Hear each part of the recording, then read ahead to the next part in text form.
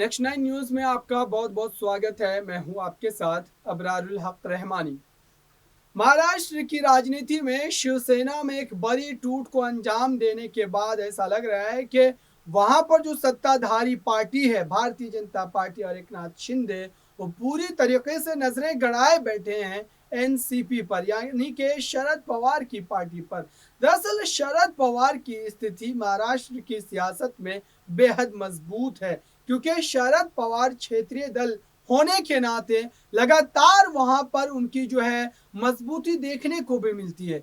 हर बार विधानसभा चुनाव में वो इतनी सीटें तो जरूर जीत लेते हैं कि किसी सरकार का हिस्सा बन पाए या फिर सरकार को गिराने में एक अहम रोल अदा कर पाए।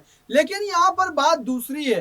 दरअसल शिवसेना पार्टी से जो तमाम विधायक छोड़कर एकनाथ शिंदे के साथ हो लिए और फिर महाराष्ट्र में एक नई सरकार का गठन हुआ, अब ठीक उसी तरीके की स्थिति जो है एनसीपी पार्टी में भी देखने को मिल रही है। दरअसल अजीत पवार ने कार्यकारिणी समिति की बैठक से उठ करके जब वो चले गए थे, जब 2 महीने पहले की बात ये मैं बता रहा हूँ, वो चले गए और जब उनसे एक सवाल पूछा जाता है कि दरअसल आपने ये कदम क्यों उठाया, तो उनका जवाब एक अटपटा सा होता है। वो ये कहते हैं कि दरअसल उनको कोई हाजत आ गई थी और इस वजह से उन्हें उस मीटिंग रूम से बाहर जाना पड़ा। लेकिन उस समय की अगर बात की जाए तो वहां पर जो तमाम समर्थक थे अजीत पवार के, वो लगातार नारेबाजी कर रहे थे। तो क्या अजीत पवार को कोई हाजत आती है, किसी जरूरत के तहत बाहर जाना पड़ता है, तो क्या उनके समर्थक नारेबाजी करते हैं? यह हास्यास्पद है। लेकिन कहीं ना कहीं अजीत पवार इस तमाम मामले से अपने पल्ले को झाड़ने की कोशिश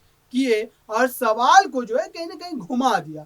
अब यहाँ पर बात करते हैं सुप्रिया सूले के बारे में। दरअसल सुप्रिया सूले लगातार अजीत पवार से नाराज चल रही है उस मामले के बाद से ही, और अब ऐसा लग रहा है कि अजीत पवार पर कोई फैसला जो है बड़ा आने वाला है, क्योंकि अजीत पवार लगातार शरद पवार, सुप्रिया सूले, कुल मिलाकर के आप कह लें तो यहाँ पर पार्टी हाईकमान की अवमानना करते हुए नजर आ रहे हैं। और पार्टी इस बात को बर्दाश्त तो कर रही है, लेकिन अब ऐसा लग रहा है कि बर्दाश्त जो है वो बहुत ही ज्यादा हो गया और अब उन पर कोई ना कोई जो कड़ा एक्शन है वो लेना ही पड़ेगा, वरना पार्टी के और भी जो तमाम लीडर है वो इसी तरीके की रणनीति बनाकर पार्टी को कमजोर कर देंगे। लेकिन अब देखने वाली बड़ी बात यह है कि सुप्रिया सूले का उन पर अगला फैसला क्या होता है। क्या पार्टी से बाहर किए जाते हैं या फिर किसी तरीके की जो है वो एक तरीके से बैन की स्थिति उन पर देखने को मिलती है।